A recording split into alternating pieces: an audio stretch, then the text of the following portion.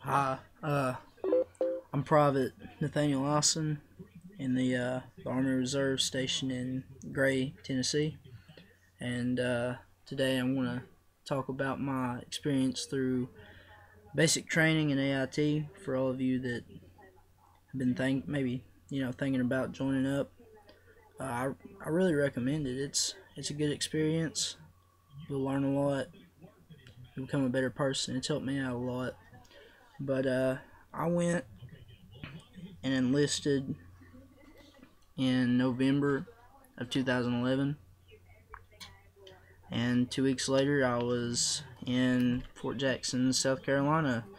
And I didn't really know what to expect. I didn't have any prior, I guess you could say, I didn't really prepare, and my recruiters told me I didn't need to, and I guess they were right. I mean, it's better to prepare if you're thinking about doing it, but I got out there and did, you'll start out and you'll be in a holdover battalion, and they will take you through, and that's when you get your first taste of what a drill sergeant's really like.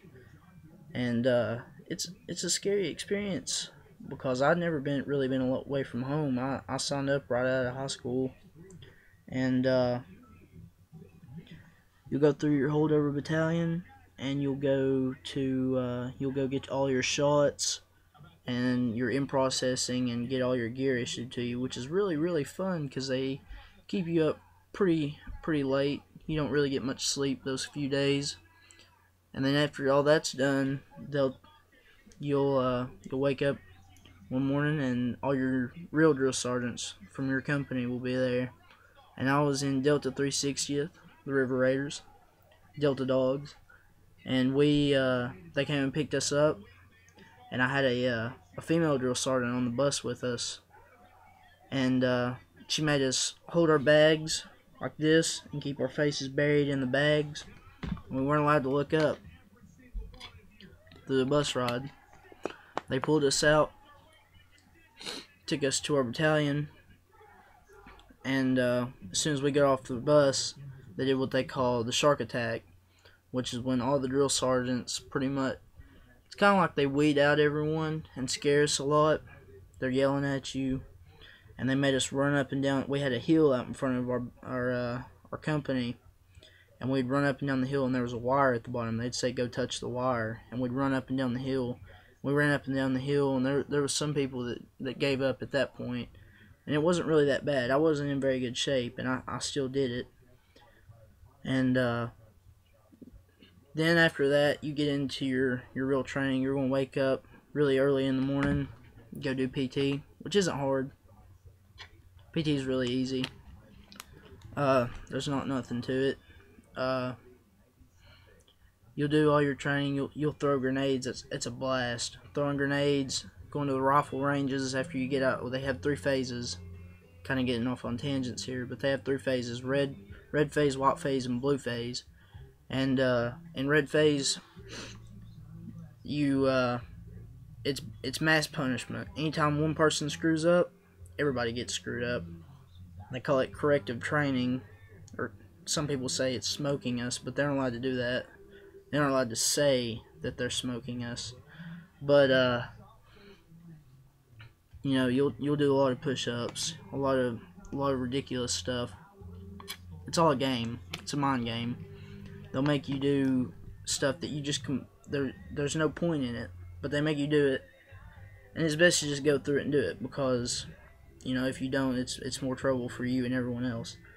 But once you get into white phase, you'll go to the ranges. You'll start shooting. You'll get to shoot M16, of course.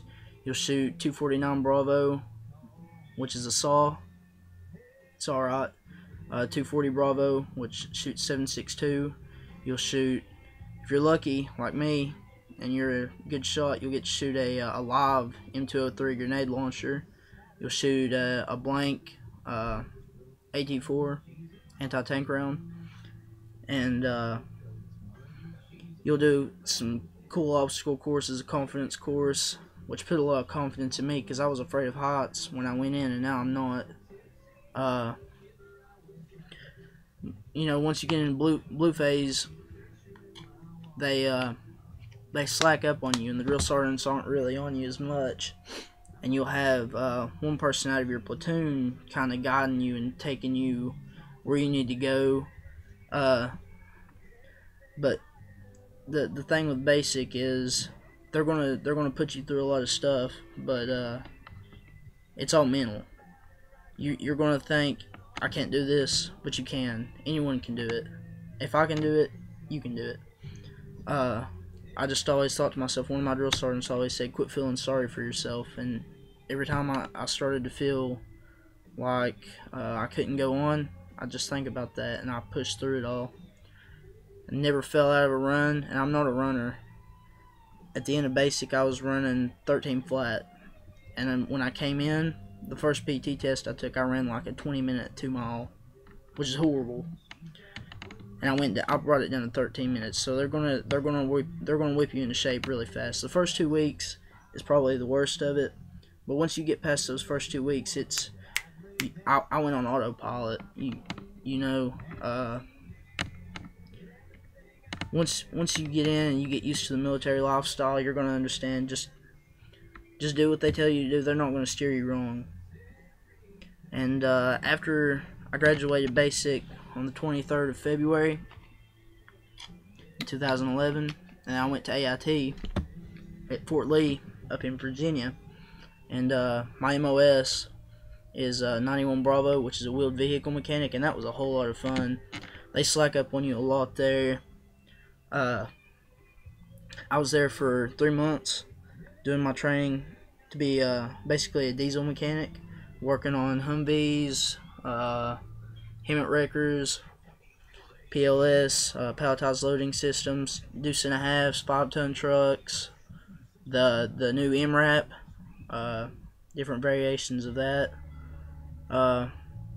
It was a lot of fun, and there's not much to AIT.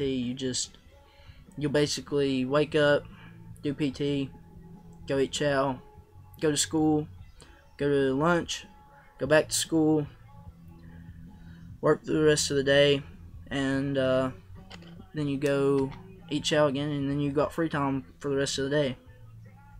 On the weekends, after a while, you can wear your civilian clothes just on the weekends and go off post, and if you're lucky, you can apply for an off-post pass, and you can stay overnight somewhere at a hotel, or if your family comes and picks you up, you can stay off-post. And no drinking. That's bad. I had some buddies get in trouble for that towards the end, and they didn't get to graduate. So yeah, it's best just to wait on anything like that. I mean, 3 months. If you've been without it for 3 months, then you can go another 3 without it. But yeah, I really recommend, if you're thinking about doing it, you can.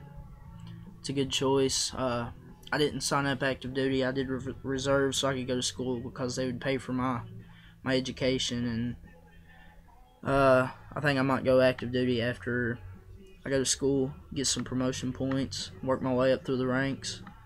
But yeah, thanks for watching.